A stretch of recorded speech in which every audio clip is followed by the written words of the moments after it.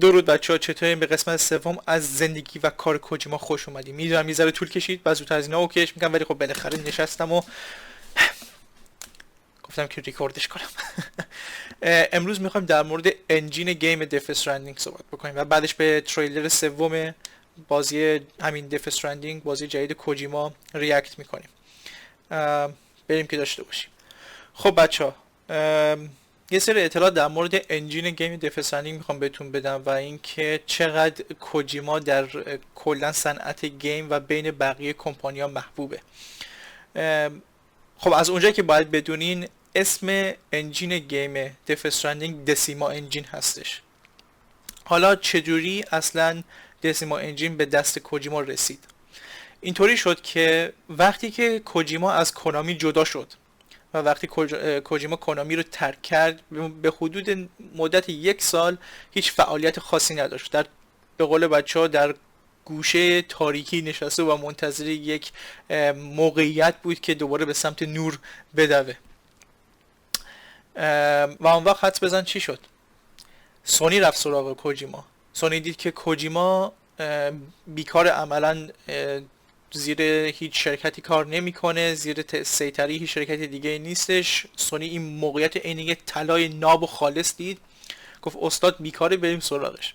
پس چیکار کرد؟ با تمام احترام و ذوق و شوق رفتن سراغ کوجیما، گفتن که آقا ما میخوایمت، هر چقدر پول بخوای واسه سرمایه و هر چقدر تایم بخوای برای پروژهات در اختیارت میذاریم، اصلا پوشت نمیکنم. دقیقا کاری که کنامی با کوجیما کرد سر آخرین گیمی که درست کرد، بازی متال گیر فانتوم پین کلی کار داشت هنوز، ولی کنامی میخواست توی یک تایم خاص بازی رو وارد بازار بکنه و کوجیما گفت که من نمیکنم این کارو، یعنی نباید این کار انجام بشه، باید بیشتر روش کار بشه.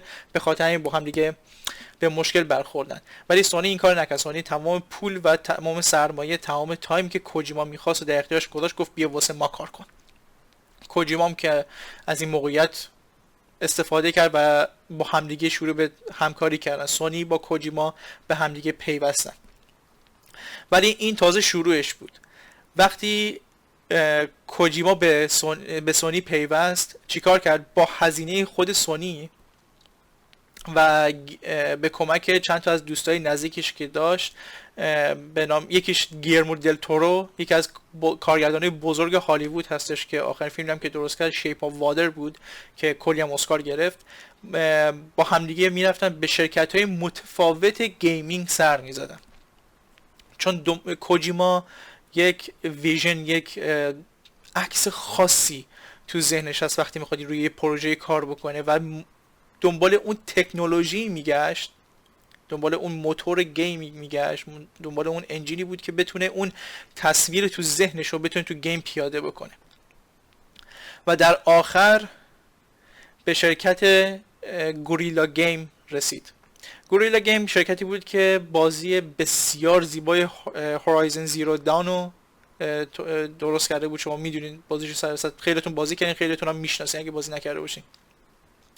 و از همه جالبتر این بود که رئیس شرکت گوریلا گیم اینو شنیده بود که کوجیما به قول یارو گفتن داره در به در میره و داره درا رو میزنه، میگه که آقا رو کن ببینم چی داری، تکنولوژی در چه حد پیشرفته است و اینا، به درد من میخوره یا نه.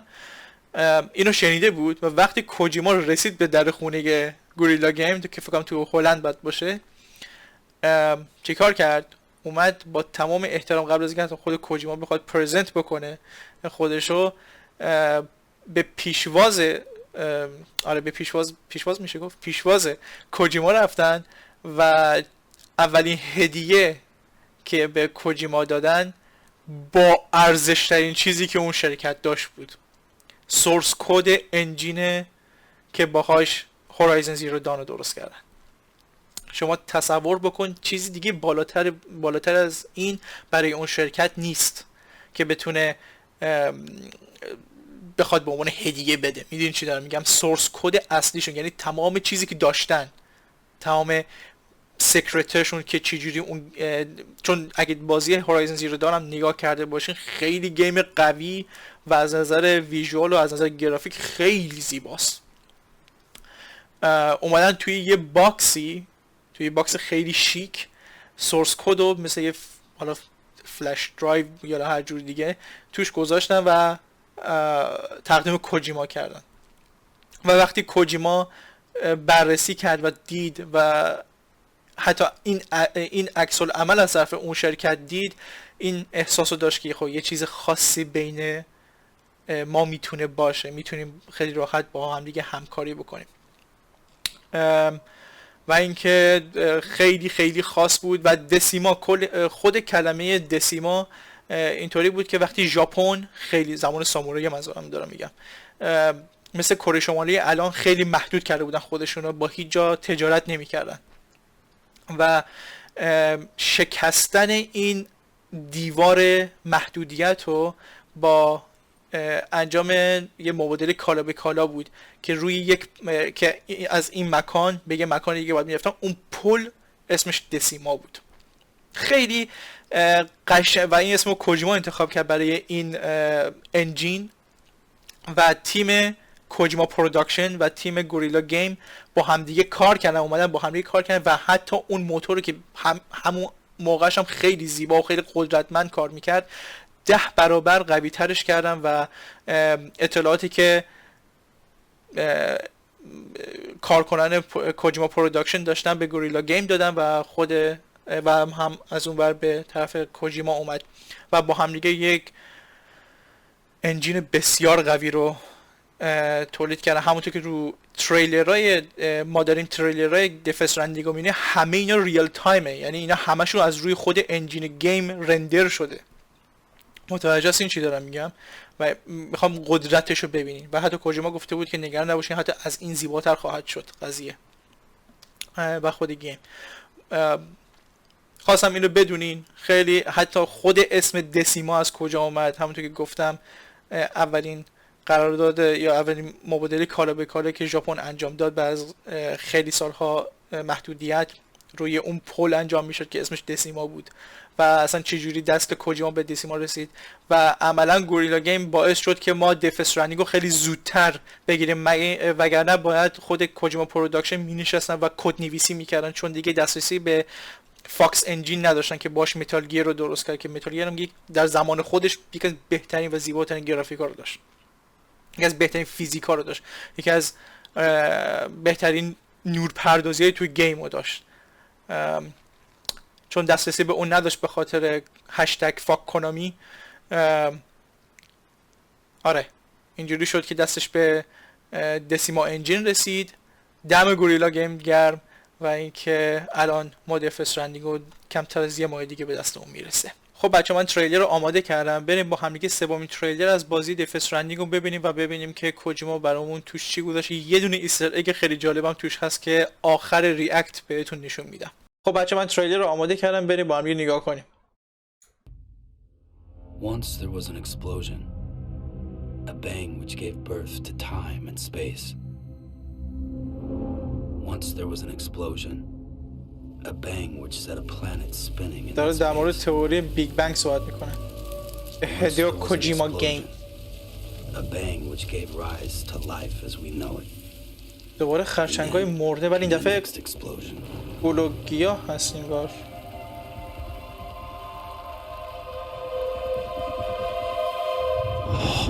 عاشق این نورمن ریدیس هم هر موقع توی تریلر دف استرندینگ میبینمش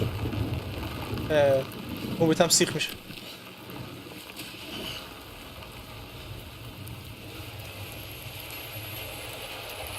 What the fuck؟ ماشینشون چپ کرد.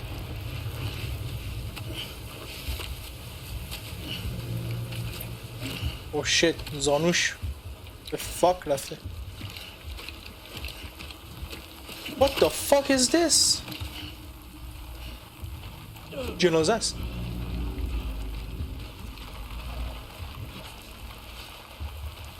اینجا چه خبره؟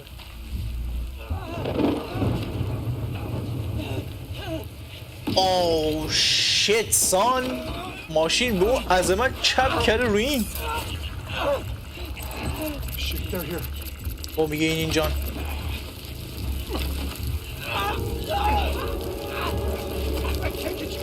What the fuck داره پیر میشه همینجوری. دیدین پوستش چروک شد داشت پیر میشد. دیگه خفه شو، حتی نفسم نکش. جدی واسه که نفس نکش. میدونی معمولا میگن نفس در نیاد، یعنی صدا در نیاد. اینجا جدی نباید نفس بکشی.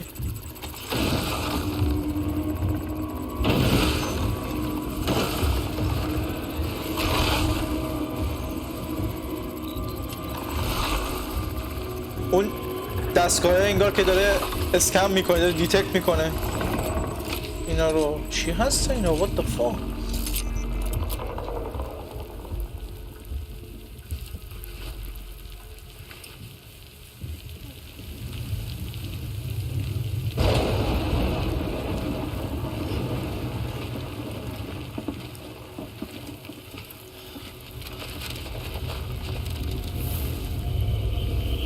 Oh shit.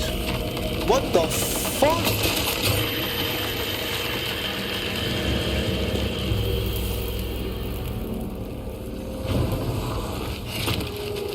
چی دیدی؟ نمیدونم متوجه یا نه، ولی یه غولی بود اونجا توی مه.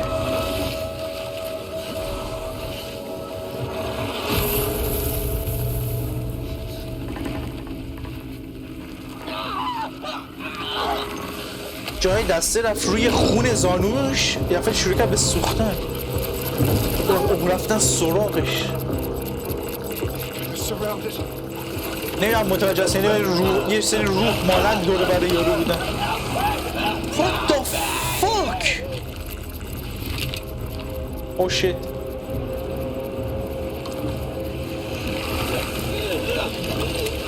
همینجوری داره پیرتر میشه یارو.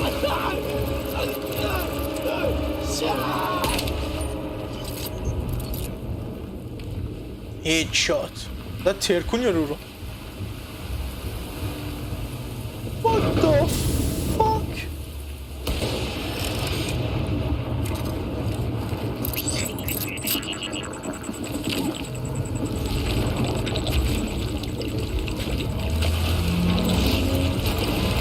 همه چی داره فرو میره، نفت ماننده.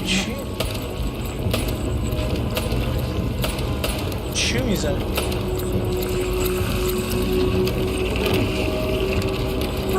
دارم میبرنش. گلابیه مگه همجوری میندازیش؟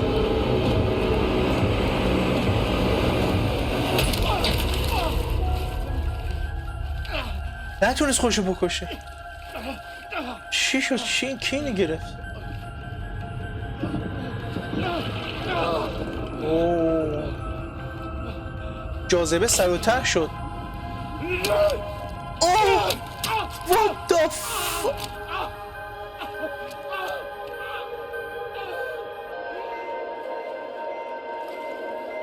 چی بود که یارو حاضر بود خودشو اونجوری بکشه، به دست اینا نیفت؟ چی هستم مگه؟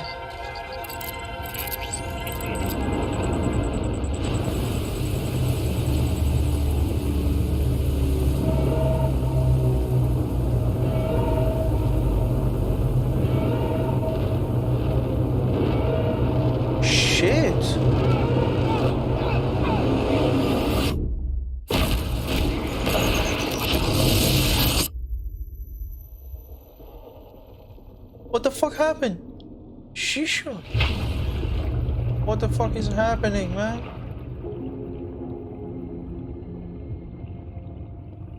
کجا رفت؟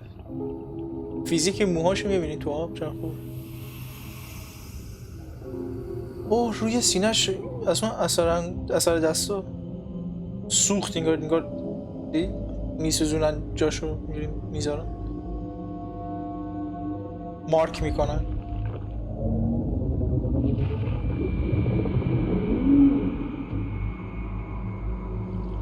What the fuck؟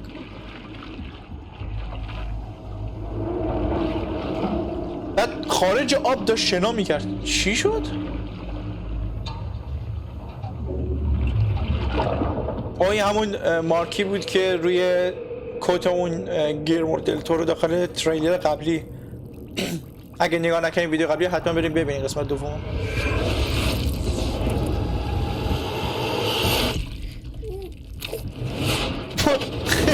What the fuck؟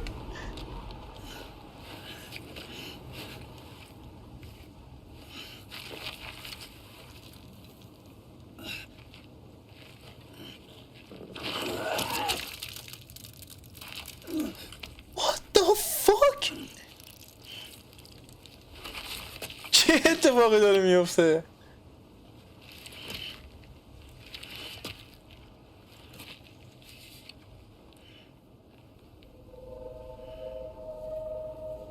چقدر طبیعی و قشنگ درست کرد. اوه یه گلوله اشک از چشاش اومد پایین. What the fuck؟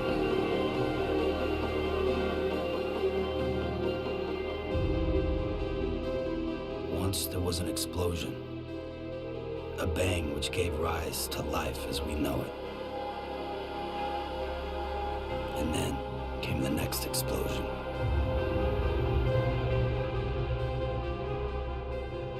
An explosion that will be our last. Holy shit boys. Holy shit. خب بچه اینم یه تیکه از تریلر هستش که توش یه استوری خیلی کوچیک بامزه داره، بخوام بهتون نشون بدم. نگاه کن اینجا رو. شروع می‌کنم به تیراندازی کردن.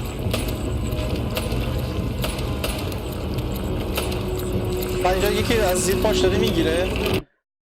اینجا اگه دقت بکنین این شخصی که داره از زیر پاشو میگیره میخواد بکشش پایین خود کوجیما. اینجا این عینکشه، این دوتا عینکشن، قاب عینکشه، این بینیشه، جا این فرمه بینیشه، این سر و موهاشه، این دوتا عینکشن.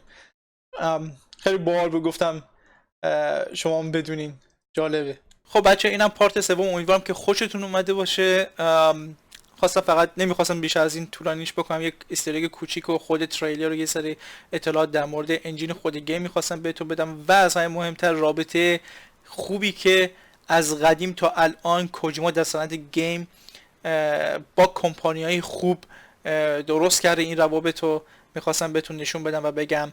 امیدوارم که خوشتون اومده باشه. حتما نظراتتون توی کامنت بهم بگین. اگه خوشتون اومد حتما لایکش کنین، اگه خوشتون نمیاد حتما دیسلایکش کنین و بهم بگین که مشکل چی بود که من روش بیشتر کار بکنم. قسمت 4 رو سریعتر درست میکنم چون چیز دیگه نمونی. خود دف استرندینگ بازیش ریلیز بشه، اونم حتما گیم پلیش رو ریکورد میکنم و میذارم تو یوتیوب براتون که حتما کسایی که نمیتونن بازی کنن ببینن. میخوام بهتون خیلی زیاد و اینکه دمتون گرم که نگاه کردین. تو ویدیو بعدی میبینمتون. پیس.